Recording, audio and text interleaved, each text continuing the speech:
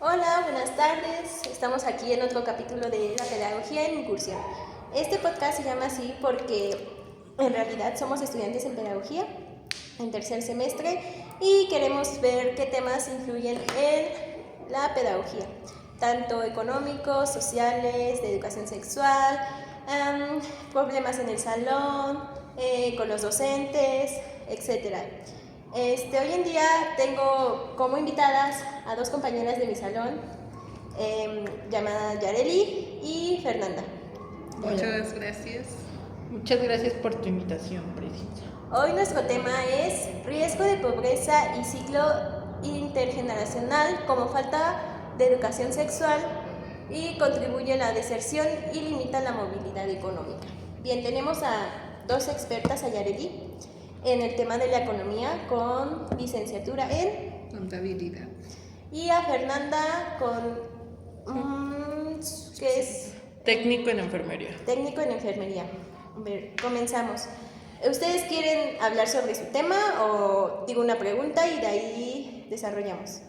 A ver, inicia con la pregunta, por favor. Bien, nuestro tema dice sobre la educación sexual.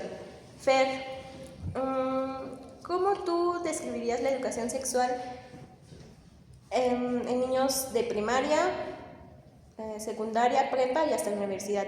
En el tema de educación sexual, ¿cómo influye en esos cuatro, qué se puede decir, ámbitos o ciclos escolares o en sí o en general? ¿Podrías hablar algo de educación?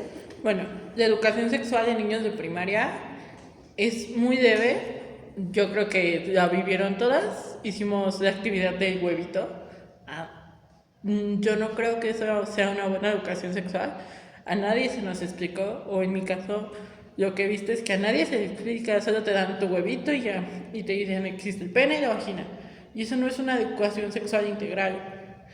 La educación sexual hoy en México está basada por lo que el maestro quiere. Si tu maestro es muy católico, muy cristiano, lo que él quiera es lo que te va a enseñar. Y no hay una regulación.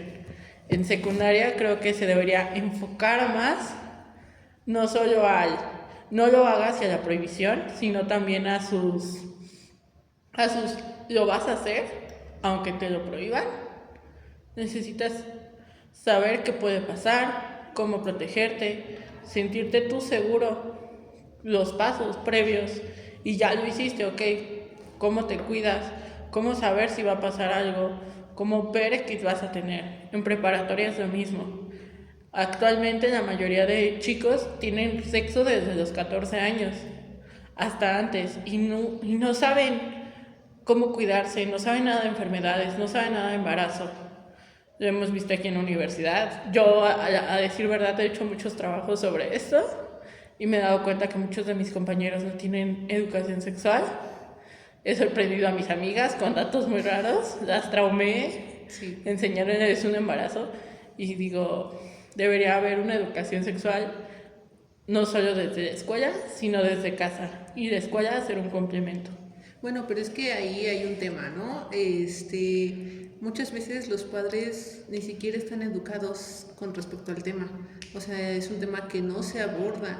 Y esto va muy de la mano con lo que dice Rumberger, donde analizó el capital social y la cultura.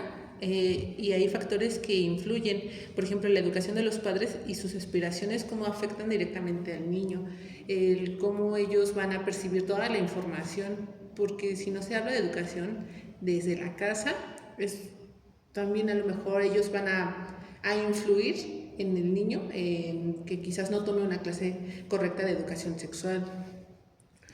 Porque los padres los satanizan, pero yo lo vi en secundaria y los chicos están ansiosos, desesperados por saber algo, porque tienen muchos miedos, tienen muchas dudas, o sea, tienen muchas dudas que los hacen sentir cohibidos.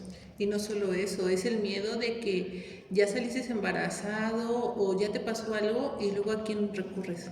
O sea, no tienen esa cercanía, ese vínculo con el docente o con sus padres para ir y decir, sucedió esto. Y de ahí, pues vamos a un tema más económico, donde pues tienen que abandonar la escuela para poder tener ese bebé, para poder ir a un centro a tratarse sobre las ETS que puedan llegar a contraer. O sea, hay enfermedades que sí, no sé.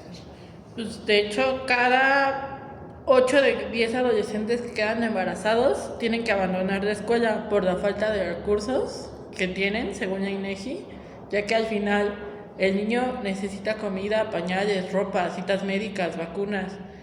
Y no creo que un alumno que no tiene ni la primaria pueda conseguir un trabajo con un sueldo más que el mínimo. Exactamente. Bien, aquí se habla sobre varios temas: la deserción, la pobreza, la cultura, la economía, pero ¿qué creen ustedes que sería favorable para hablar con esas adolescentes, esas personitas pequeñas que apenas se están abriendo al mundo y que están ansiosos por averiguar más sobre esos temas? ¿Qué sería lo correcto para ellos, para enseñarles todo esto, para hablarles de educación, tanto económicamente, porque ahorita ya los precios en todas las cosas están que vuelan? ¿Y qué sería tanto favorable para ellos para hablarles sobre economía, más sobre educación sexual, más lo de sus papás que están muy arraigados a los temas de antes y también a los temas de la escuela? ¿Qué sería lo mejor para ellos? Pues yo considero que primero hay que hacer una inversión en cuanto a la materia de educación sexual. Sí es un tema que deben de abordar adecuadamente. Fernanda ya nos mostró que ella hizo una cotización real de cuánto cuesta tener un niño en esta actualidad, ¿no? De que no solamente, o sea, de que llega desde la prueba de embarazo hasta el primer año de vida, ¿no? Sí, o sea, son las vitaminas, son la prueba de embarazo, las ecografías. Si no tienen los recursos y no están en un trabajo formal, no van a tener IMSS. Por lo que ese niño tiene que nacer en un hospital privado, que son casi 15,000 pesos. Más aparte, si ese niño tiene alguna complicación, porque siendo adolescentes, tienen mayor riesgo a complicaciones esos bebés. También he visto que muchos países como Suecia, Estonia, tienen una materia llamada educación económica o economía de la educación, donde abordan no solo temas de sexualidad, abordan temas también futuros de, pues cuánto vas a ganar saliendo, o sea, siendo ahorita un estudiante, cuánto abordas ya como profesionalista, abordan temas de nóminas, o sea, ya están como más incursionados en cada uno de los temas que van a ver cuando estén ya afuera en la sociedad, y eso es lo que nos falta aquí. Bien, el tema en sí sería la deserción. ¿Creen que por falta de economía, falta de educación sexual, hay más riesgos de abandono escolar, o serían otros motivos, o qué en sí sería lo más riesgoso para que un adolescente o un niño pues abandone la escuela? Yo considero que todo, porque lo económico tiene que ver con no solo tu acceso a la educación sexual, sino también a la educación en sí, porque no creo que si no tienes el dinero para apenas comer, no creo que te alcance para un cuaderno, para algo más que tu papá diga, ok, no comemos hoy, pero vas a tener un cuaderno. Muchas veces el papá no puede elegir entre eso.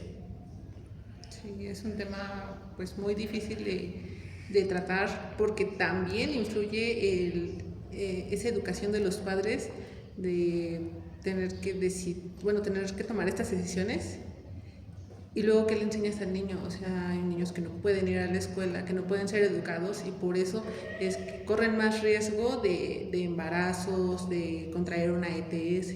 Entonces es un tema muy amplio. Bueno, como conclusiones, entonces se podría decir que para estos adolescentes, para estos jóvenes niños, tendremos que tener, como en otros países lo comentaba Yareli, clases especiales que hablen sobre economía, sobre educación sexual, más aparte de tener y enfocarnos también en los papás, en cómo los educan, qué temas nos tratan, y aparte en un apoyo mutuo, ¿no?, entre padres, alumnos y adolescentes, ¿no? Esa sería como una conclusión enfocada a raíz de abarcar todos los temas. Sí, sí. Bueno, eso sería todo. Quisiéramos extendernos más, pero no se puede. Y pues este es nuestro tema. Hablamos un poco de todo y hasta aquí la dejamos. Bye. Bye.